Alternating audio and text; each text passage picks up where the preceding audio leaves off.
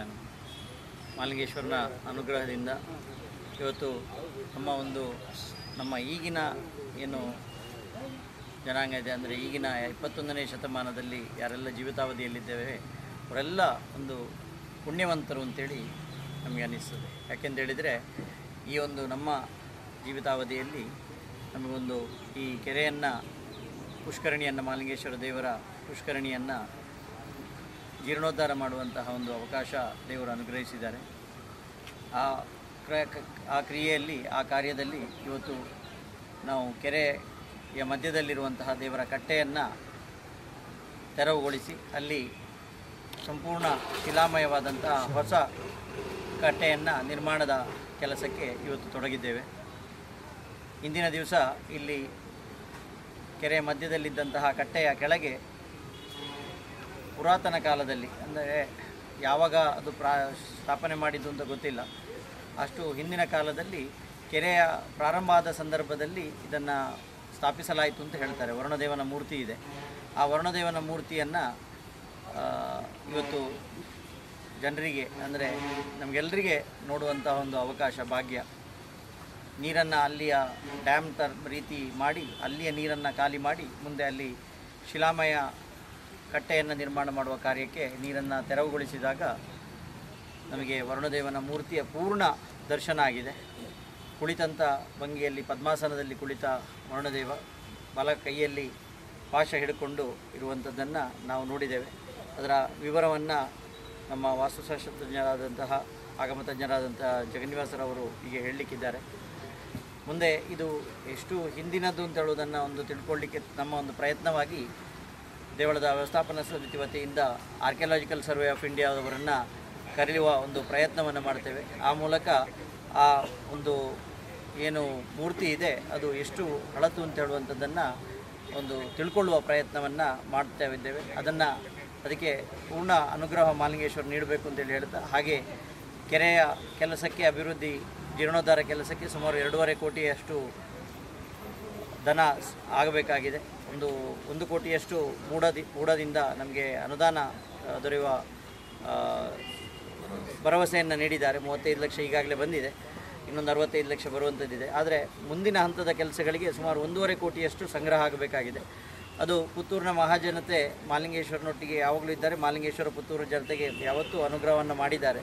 So ಹಾಗಾಗಿ ಮಾಲಿಂಗೇಶ್ವರನ ಭಕ್ತರು, ಪುತ್ತೂರಿನಲ್ಲಿರುವವರು, ಹತ್ತೂರಿನಲ್ಲಿರೋರು, ವಿದೇಶದಲ್ಲಿರೋರು ಎಲ್ಲರೂ ಈ ಒಂದು ಕೆಲಸಕ್ಕೆ ಕೈ ಜೋಡಿಸಿ ಈ ಒಂದು ಕಾರ್ಯವನ್ನು ಶೀಘ್ರದಲ್ಲೇ ಆಗುವಾಗೆ ತಾವೆಲ್ಲರೂ ಸಹಕರಿಸಿ ಮಾಲಿಂಗೇಶ್ವರನ ಅನುಗ್ರಹಕ್ಕೆ ಪಾತ್ರ ಆಗುತ್ತೇವೆ ಅಂತ ಹೇಳುವ ನಂಬಿಕೆಯೊಂದಿಗೆ ಎಲ್ರಿಗೂ ಶುಭವಾಗಲಿ ಅಂತ ಹಾರೈಸ್ತೀನಿ. ಮಹತೋಬಾರ ಮಾಲಿಂಗೇಶ್ವರ ದೇವಸ್ಥಾನದ ಪುಷ್ಕರಣಿ ಅಥವಾ ಕೆರೆ, ಇದನ್ನು ಮುತ್ತು ಬೆಳೆಯುವ ಕೆರೆ ಅಂತಲೇ ಪ್ರತೀತಿ. ಯಾವಾಗ ಆ ಕೆರೆಯಲ್ಲಿ ನೀರು ಕೂಡಿಯಾಗುವ ನೀರು ಸಿಗಲಿಲ್ಲ, ಆಗ ಬ್ರಾಹ್ಮಣ ಸಂತರ್ಪಣೆ ಮಾಡಿ ವರುಣನನ್ನು ಆರಾಧನೆ ಮಾಡಿದಾಗ ಸಂತರ್ಪಣೆ ಪೂರ್ತಿ ಆಗುವಾಗ ಜಲ ಗಂಗೆ ಉಕ್ಕಿ ಬಂದ ಒಂದು ಪ್ರತೀತಿ ಇಲ್ಲಿದೆ. ಹಾಗೆ ಆ ಎಲೆಯ, ಊಟದ ಎಲೆ ಮುತ್ತಿನ ಚಿಪ್ಪಾಯಿತು, ಹಾಗೂ ಅನ್ನ ಮುತ್ತಾಯಿತು ಅಂತ ಹೇಳುವ ಒಂದು ಕಥೆ ಇಲ್ಲಿಯ 10 ಚೋದ್ಯಗಳಲ್ಲಿ ಬರ್ತದೆ. ಹಾಗೆ ಅದರ ಮುತ್ತು ಬೆಳೆಯುವ ಕೆರೆ ಅಂತೇಳಿ ಇದನ್ನು ಕರೆಯುವಂಥದ್ದು. ಹಾಗೆ ಪುತ್ತೂರು ಆಯಿತು ಅಂತ ಹೇಳುವ ಚರಿತ್ರೆ ನಮಗೆ ಹೇಳ್ತದೆ. ಹಾಗೆ ಇಂಥ ಒಂದು ಐತಿಹಾಸಿಕ ಕೆರೆಯನ್ನು ಈ ಹಿಂದೆ ಕೆಲವು ಬಾರಿ ಜೀರ್ಣೋದ್ಧಾರ ಮಾಡಿರ್ಬೋದು, ಅಂದರೆ ಕೆಸರು ತೆಗೆದು ಇತ್ಯಾದಿ ನಮಗೆ ಗೋಚರಕ್ಕಿಲ್ಲ. 87-88ರ ಸಮಯದಲ್ಲಿ ಆಗಿನ ಶ್ರೀಧರಯ್ಯವರ ಕಾಲದ ಆಡಳಿತ ಮಂಡಳಿ ಅಷ್ಟಮಂಗಲ ಪ್ರಶ್ನೆ ಇಟ್ಟು ನೋಡುವಾಗ ಈ ಕೆರೆಯ ಜೀರ್ಣೋದ್ಧಾರ, ಅದರ ಕೆಸರು ತೆಗೆಯುವ ಒಂದು ಕೆಲಸಕ್ಕೆ ಅದು ಕೈ ಹಾಕಿತ್ತು. ಅದರಲ್ಲಿ ವಿಶೇಷ ಅಂತ ಹೇಳುವಂಥದ್ದು, ಈ ಕೆರೆಯ ಬಗ್ಗೆ ಒಂದು ಶಿಲಾಶಾಸನ ಇಲ್ಲಿ ದೇವಸ್ಥಾನದಲ್ಲಿದೆ. ಅದನ್ನು ಮೊದಲು ಹುಲಿಗನ ಕಲ್ಲು ಅಂತೇಳಿ ಅದಕ್ಕೆ ತೆಂಗಿನಕಾಯಿ ಹೊಡಿತಾಯಿತ್ತು. ದೇವಸ್ಥಾನದ ಶಾಸ್ತ್ರ ಗುಡಿಯ ಬಳಿ ಈಗಲೂ ಇದೆ ಆ ಶಾಸನ. ಅದರಲ್ಲಿ ಏನು ಬರ್ತಿದೆ ಅಂತ ಹೇಳಿದರೆ, ಈ ಕೆರೆಗೆ ಇಳಿದು ಸ್ನಾನ ಮಾಡಬಾರ್ದು ಹಾಗೂ ಇಲ್ಲಿಯ ಮೀನನ್ನು ಹಿಡಿಬಾರದು ಅಂತ ಹೇಳುವಂಥ ಶಾಸನ ಇದೆ. ಬಹುಶಃ 11-12ನೇ ಶತಮಾನದ ಕಾಲದ ಶಾಸನ.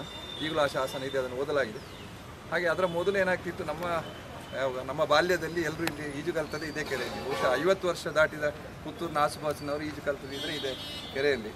ಅದರ ನಂತರ ಏನಾಯಿತು, ಈ ಅಷ್ಟಮಂಗಲದ ನಂತರ ಇಳಿಬಾರ್ದು ಅಂತೇಳಿ ಗೊತ್ತಾದ ನಂತರ ಅದಕ್ಕೆ ಬೀಗದ ವ್ಯವಸ್ಥೆ ಎಲ್ಲ ಮಾಡಿದರು. ಮತ್ತು ಕೆಲವು ದುರ್ಮರಣಗಳೆಲ್ಲ ಇಲ್ಲಿ ಆಯಿತು. ಅದರ ನಂತರ ಯಾರನ್ನೂ ಇಲ್ಲಿ ಇಳಿಲಿಕ್ಕೆ ಅವಕಾಶ ಕೊಡ್ತಾ ಇಲ್ಲ. ದೇವರ ಉತ್ಸವ ಮತ್ತು ತೆಪ್ಪೋತ್ಸವ, ಕೆರೆ ಉತ್ಸವಕ್ಕೆ ಮಾತ್ರ ಇದನ್ನು ಸೀಮಿತವಾಗಿ ಇಟ್ಟುಕೊಂಡು ಇದೆ. ಹಾಗೆ ಆ ಸಮಯದಲ್ಲಿ ಪ್ರತಿಯೊಬ್ಬರು ಇಲ್ಲಿ ಈಜು ಸ್ಪರ್ಧೆ ಆದದ್ದಿದೆ, ಅಥವಾ ಎಲ್ಲರೂ ಅದನ್ನು ಪ್ರತಿ ಆದಿತ್ಯವಾರ ಇಲ್ಲೊಂದು 50-60 ಜನ ಇಲ್ಲಿ ಸ್ವಿಮ್ ಮಾಡ್ತಾ ಇದ್ದೀವಿ ಈ ಕೆರೆಯಲ್ಲಿ. ಹಾಗೆ ಈ ವಿಗ್ರಹಗಳನ್ನು ನಾವು ಸಾರ್ವಜನಿಕ ಗಣೇಶೋತ್ಸವದ ಗಣಪತಿ ಆಗಿರುವುದು ಶಾರದೋತ್ಸವದ ವಿಗ್ರಹಗಳನ್ನು ಇಲ್ಲಿ ವಿಸರ್ಜನೆ ಮಾಡ್ತಾ ಇದ್ವಿ. ಮತ್ತು ಅದನ್ನೆಲ್ಲ ನಿಲ್ಲಿಸಿ ದೇವರ ಉತ್ಸವಕ್ಕೆ ಮಾತ್ರ ಸೀಮಿತಗೊಳಿಸಲಾಯಿತು.